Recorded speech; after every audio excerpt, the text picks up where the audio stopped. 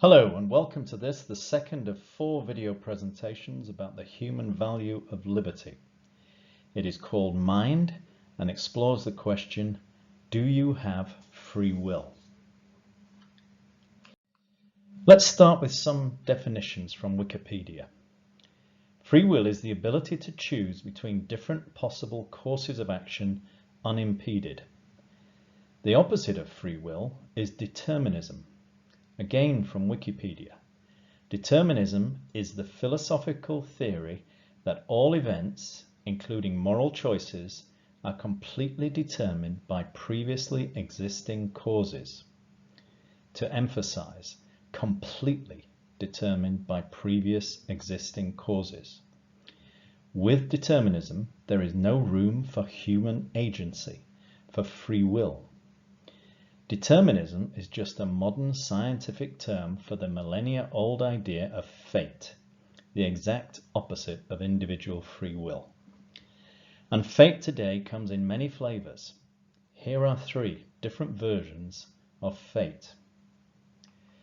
First up, a deterministic universe. Everything is the result of cause and effect chains and evolution. And all that can be scientifically discovered. Your supposed consciousness is nothing more than interacting neurons, synapses, chemicals, and electricity. Your behavior has nothing to do with you. You have no agency. All your feelings, thoughts, and actions are the result of pre-existing causes. You don't get to decide or choose anything, any more than a rock gets to decide where it is, or a bumblebee gets to choose whether it will make honey or peanut butter. Second, a deterministic history. Marxist doctrine says that history is a preordained arrow of human development, which can be understood. Understood, that is, by clever people like Karl Marx and his disciples. History might need a nudge every now and then, but the good guys, Marxists, win in the end. And by nudge, they usually mean a bloody revolution to do with any constraining forces. So resistance is futile. You might as well follow the party line. After all, who would go against the tide of history? What else? Oh yes, a third one, deterministic identities. Race, gender, sexuality, etc. determine who you are and where you should sit in society. Where did you get the idea that you are a complex, nuanced, unique person? So the idea of fate is alive and well in the supposed rational, science-based Western societies today. But let's just consider for a moment the consequences of a world where there is no individual free will. We wouldn't need to worry about liberty, since individual liberty or freedom is a nonsense without individual free will. We wouldn't need to worry about tolerance either, because tolerance of one another is about fundamental human morality. And there's no such thing as morality without the free will to choose our own behavior. And it would be difficult to justify the imprisonment of criminals if the crime wasn't really their fault, just a preordained outcome of a deterministic world. Here's a question for you to consider when you have some time on your hands. Do you have free will with a mind of your own? Or do you live in a deterministic world doomed to your fate? Closely linked to the deterministic idea is the materialist view of human consciousness. Some say that humans are just another animal with behavior determined materialistically by neurons, synapses, chemicals, and electricity. In short, I think, but I am not.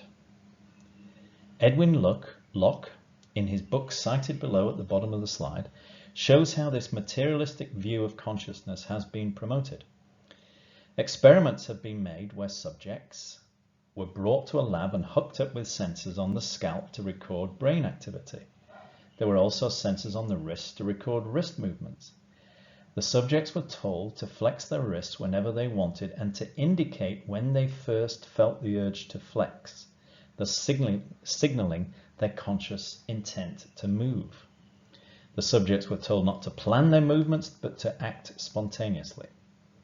So you have conscious intent, brain activity, and wrist movement being observed by the scientists. The results appear to support materialistic determinism. The experiments show that brain activity came first, then conscious intent, and finally wrist movement. A readiness potential in the brain, that's an electrical signal that normally precedes voluntary action, occurred on average about 550 milliseconds before the wrist movement. The so-called intent to act was typically reported about 200 milliseconds before wrist movement. In other words, the brain activity preceded the reported intent by 350 milliseconds. In sum, the sequence was the materialistic brain activity, then the reported conscious intent, then the movement of the wrist. That sounds deterministic. All consciousness is doing is becoming aware of what all those neurons, synapses, chemicals, and electricity, those material things, have determined in their materialistic, deterministic way. No human agency involved. The subjects were not exercising free will when their wrists moved. Apparently, the brain, all those neurons, synapses, chemicals, and electricity, is deciding before our conscious minds become aware of its decision. Locke shows that the flaw in this experiment is to ignore the instructions given to the subject before the observations were made. This instruction is logged in the subject's subconscious, and it is from the subconscious that the participant's decision to move their wrist at a particular moment comes from. The actual sequence is subconscious decision to fulfill the programmed purpose at that moment in time, the brain activity that is being monitored, the participant becoming aware or conscious of the intent, and then the wrist movement. That's Locke's critique of the experiments, and hence determinism. All participants were assigned a goal before the experiment. They had a purpose. Logged in the subconscious, the purpose triggers the sequence. The experiments only confirm the mind's subconscious and conscious realms. Another example. You are walking along a forest path and you see a bear. Don't you think that you have probably already stopped before you consciously become aware of the need to stop? Because your subconscious has been programmed with stay alive, stay away from bears. Determinism is not even wholly true in the material, physical world. At the subatomic level, it's all about probability. Most of us feel that there is something non-materialistic about us, a soul or conscience, or we can just settle for free will.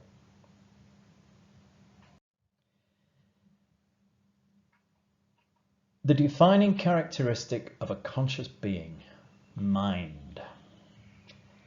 It's self-evident, self-conscious. We are self-conscious of it. Descartes said, "I think, therefore I am." His famous one-liner shows that the self-conscious act of contemplating whether we are conscious or not proves that we are. Creations of the human imagination, of our minds, not the material world, include gods, law, money, nations, companies, and beliefs.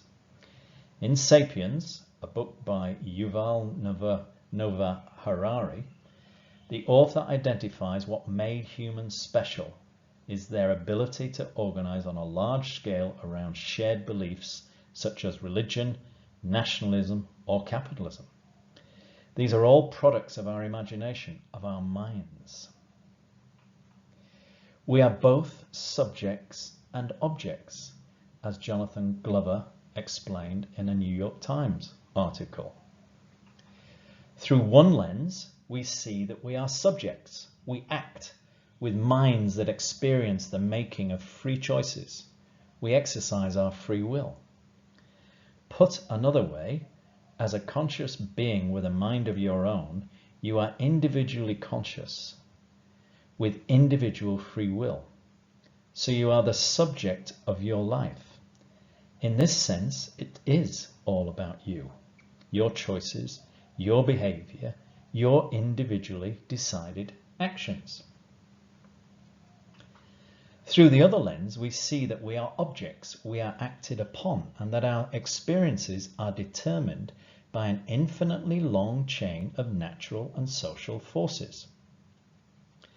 So you are also an object, acted upon by what you inherit from your genes, what is pre-programmed into you as part of humanity, and what you learn from the social cultures in which you develop. You don't rob banks. Is that because you freely choose not to have the money, or because you are acted upon by social conventions and penalties? You are also affected by the circumstances you find yourself in at any one time, by chance. If you see a bear, you run away. Is that a freely chosen action, or more of a natural instinctive reaction that was programmed into you somehow? Consciousness, free will, and mind, while real, are not the whole story, as we will see in the third video lecture on liberty called Feel and Think. But having determined that we do have minds of our own, a question quickly comes to those minds. Is the mind part of the body, as the materialists would have, or a ghost in the machine, as people who are called dualists think? Mind, that's consciousness, and matter, material, are easily distinguishable. Being aware of an object, consciousness, is not the same as being the object itself, the material. But the mind and body are deeply interdependent. Studies of some brain-damaged patients have shown that some kinds of brain damage affect the patient's fundamental character. Body material and mind consciousness are deeply interdependent, but qualitatively different. The mind is the most complex thing we know of. That includes very complicated systems like our climate and the sophisticated economies of advanced industrial societies.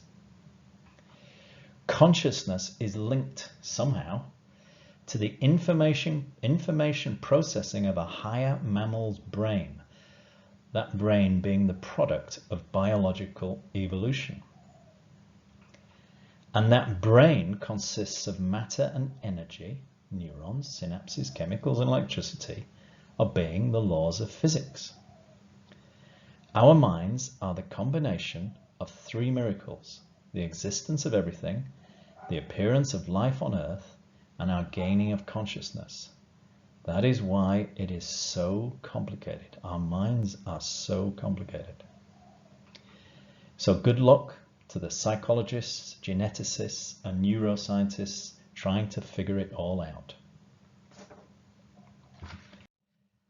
Thank you for watching. The next in the series, Understanding Ourselves Through Our Human Values, is the third of 4 video presentations about the human value of liberty. It is called Feel and Think and explores the question, how do we exercise free will? It can be found at www.conservators.com, where there's reasoning that resonates. Conservators, keep safe, intact, safe from danger, our human values.